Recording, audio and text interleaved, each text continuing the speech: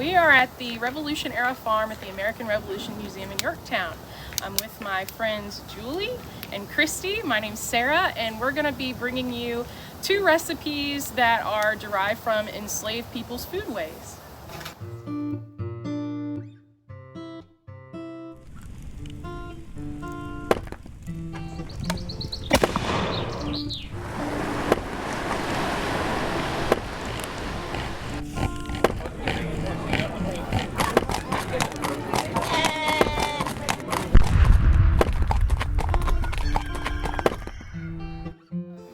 We've got 2 recipes that we are going to be doing today. One of them is a corn-based version of fufu. That is an African dish that is like a very soft bread, kind of. It is something that they would use as an addition to soups and stews and things. Oftentimes they would use it to scoop up the soups and stews from their bowl.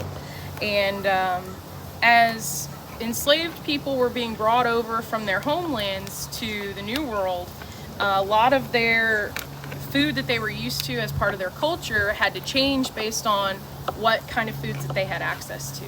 So fufu in a lot of the African countries that the enslaved folks were coming from would have been based in things like cassava or yams, as in true yams, not sweet potatoes, and those sorts of things. And a lot of times, at least in coastal Virginia, they did not have as easy access to those things, but they had tons of cornmeal, as did everyone in the colonies. So our version of fufu is going to be cornmeal based. So that's what we've got right here.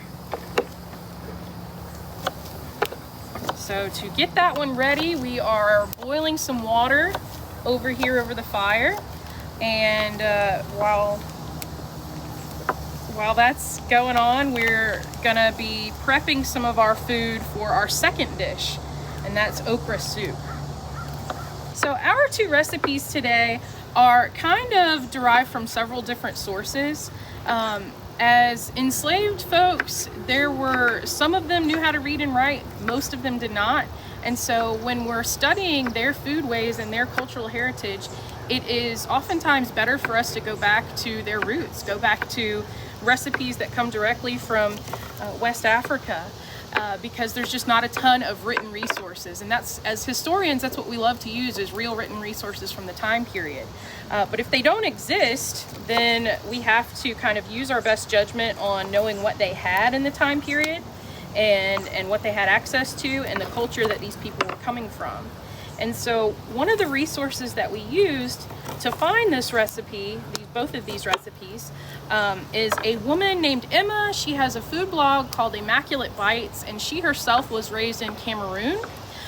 She is from an area that at the time period of the slave trade was bringing in a lot of enslaved folks to the New World, and one of those people, one of the groups of people that were being brought over and enslaved were the Igbo people, and they are from an area that is modern day parts of Nigeria, Cameroon, all of these areas in West Central Africa, and a lot of them were ultimately brought to Virginia, into the Chesapeake region.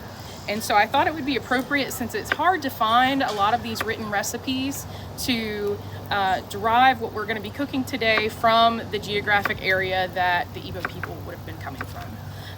Another source that I used in some of my research for this is a well-known food historian named Michael Twitty. He has a food blog called Afroculinaria, and he makes versions of okra soup as well that are fish-based instead of oxtail-based, like the one that we have from Immaculate Bites. So we're going to be kind of doing a combination of both. Ours is more seafood based because that's what we have access to in the Chesapeake. And enslaved African folks would have had tons of seafood in their diet as what they could achieve here right on the York River. Oftentimes their food was a combination of forage from their environment, grown in their garden, or to some extent given by the enslaver. According to a number of the historical records, the enslaved populations were usually given a peck of corn, a pint of salt, a pound of pork, usually lesser cuts. So anything else that they're receiving is gonna have to come from the foraging, the night traps, the fishing, things that are done on their own time, which usually meant on Sunday. And so in the gardens, you're going to find these things. When we talked about written records, there's also what's left in the ground. A lot of the archaeology work that has been done here in the Chesapeake, in Jamestown, Williamsburg, etc., you are finding remnants of these seeds in these archaeological digs. So how are they getting here? How are these African vegetables and foods getting here? And the slave trade is the answer. Many of these slave vessels and the merchants who are trading in human beings realize that the foodstuffs that they are giving them that are European based are making their cargo sick. And so to solve that problem, they start gathering foodstuffs that they know are a part of that community's diet. And as was stated, in this particular case, we're talking about the Igbo peoples. And they are more of a language group necessarily than an ethnic specific group. But these varying Igbo speakers have certain shared things because there is trade and things of that sort that's going on across the different tribal communities in Central West Africa. So again, what we're seeing here is, you know, the modification of that and what ends up being, quite frankly, what we call in many cases Southern food. And it is very interesting, I think, how these African dishes get modified to some degree because of environment, depending on where you are. Obviously, a stew, the same kind of oyster stew that's coming out of, say, the low country of South Carolina. Well, they have rice. It's readily available, right? So instead of the cowpeas or the black-eyed peas, they're using rice as a staple. And the further south you go into New Orleans, you get gumbo becomes, right? So you get all of these variations depending on where you're going, but the roots of these foods, as has been shown, is what we have here. And I think it's also interesting about the tomato, that Central West Africans are growing tomatoes. Most Europeans at the time still thought that they were relatively poisonous. Thomas Jefferson is the one who starts really experimenting with it a lot. Others are too, but Jefferson really experiments with it. And it becomes a part of American diet because they're very easy to grow and they're quite plentiful, full of vitamin C, which is another thing that's critical. It's true. So one of the other recipes we're going to do today is an okra stew. The recipe today comes from Immaculate Bites from Imma. This recipe can be found in many other places too, many other sources. In fact, throughout the 18th century and toward the end of it, we start seeing it in some of the cookbooks that are being produced by white women here in the colonies, like Mary Randolph. So this recipe and others really move forward into American culture. So today we're gonna start getting some things in our pot to do this okra stew. The recipe that we have calls for oxtail. Probably not something you're going to find on a middling farm here in Virginia in the 18th century. So like Sarah said, we're going to be making some substitutions, things that would be available to the enslaved here on the farm. They were very resourceful in finding things that were available to make these dishes feel more like something from Africa and taking them back to their African culture and heritage. So we've got okra we're going to put in there today. We've got fish that we've already put in the pot. We're going to get some onions chopped up as well. Some tomatoes fresh from our garden too. Other things we're going to put in are some black-eyed peas and maybe some hot peppers as well. A lot of these things would be grown in the slave garden here on the middling farm. In fact, okra is indigenous to Africa, comes directly from Africa as a product of the slave trade, as well as other things like watermelon, black-eyed peas, or what they would call cowpeas in the 18th century. So we're going to start getting this dish together a little bit, and we'll see how it turns out.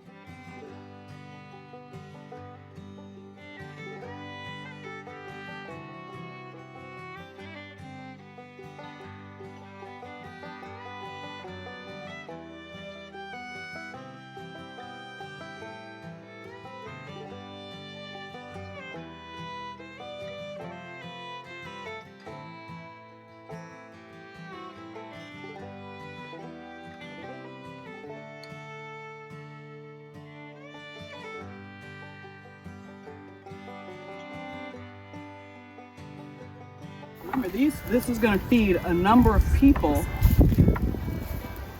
and so it's going to have all these proteins, carbs, simple pot dish, all things considered.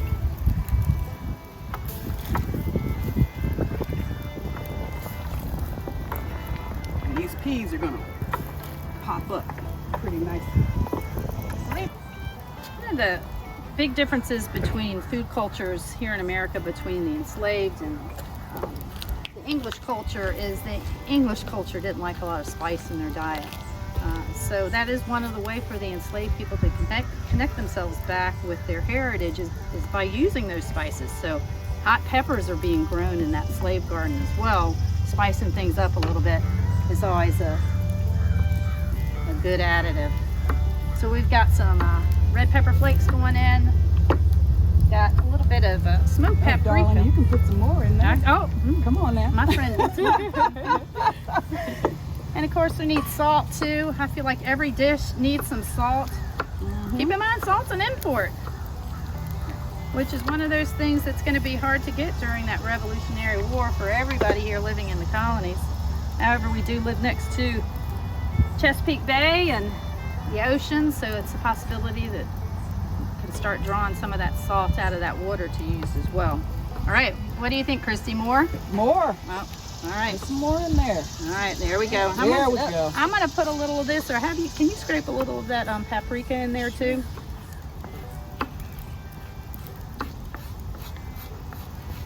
There we go. All right, that's looking good.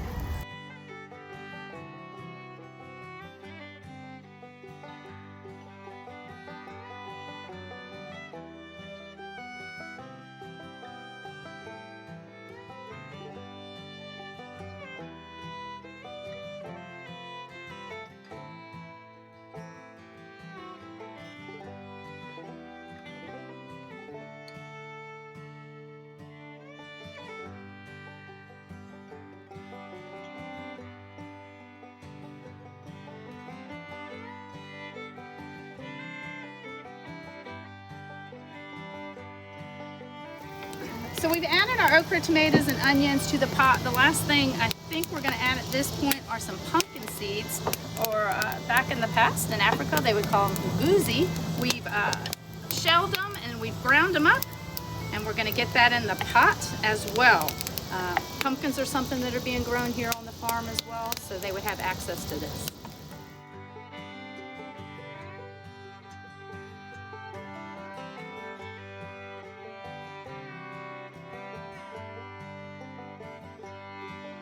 If you don't have pumpkin seeds on hand, as you know, it's getting close to time to the pumpkins would be growing in the field right now. You might not have any dried pumpkin seeds left from last year.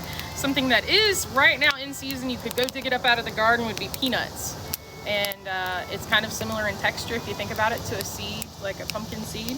And they're both like high in oils and protein and stuff like that, and they have a nice robust flavor. So that would be something else that you could use in this stew as well.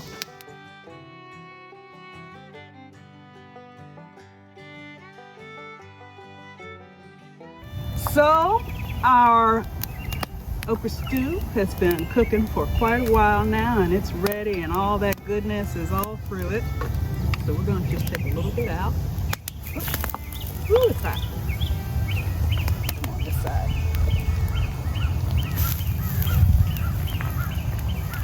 I'm going to get some of that pork, and those oysters are in there. Get a little bit of that tomato. There we go.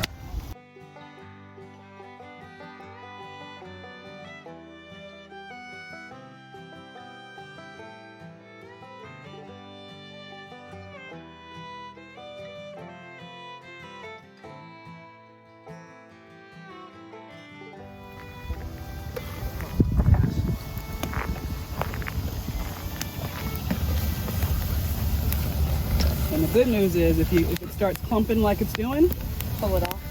Pull it off, and then you can start mashing it down.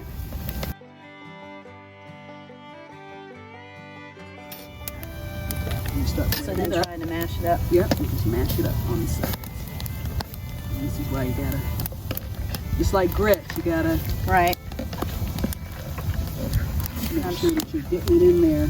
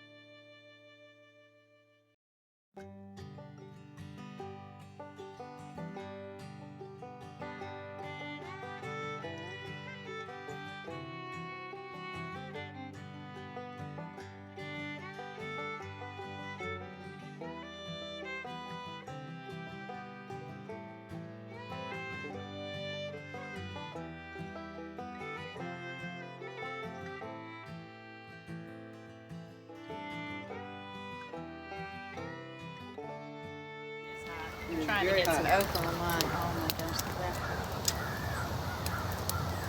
the It's good. I'm gonna tell you now. You don't have enough pepper.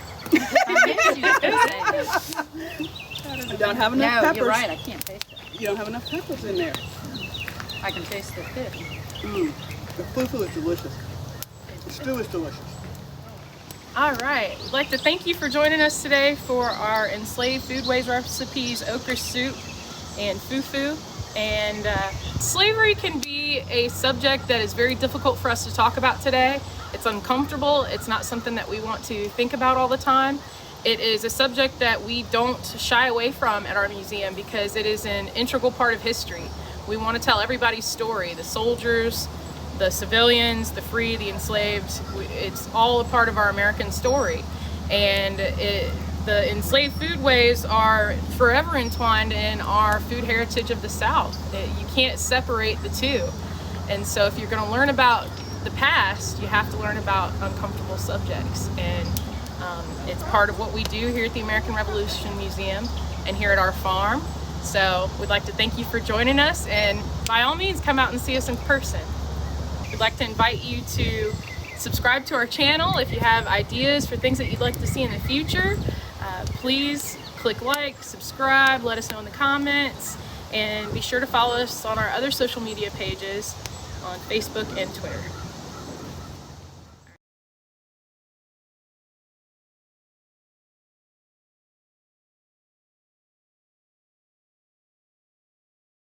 Then you would take a bite. I'm not really gonna eat it. You want me to do it since you're not a... Because Yeah. you're a vegetarian? That's right. Oh, well then, my goodness. Christy and I will take a bite. Yeah.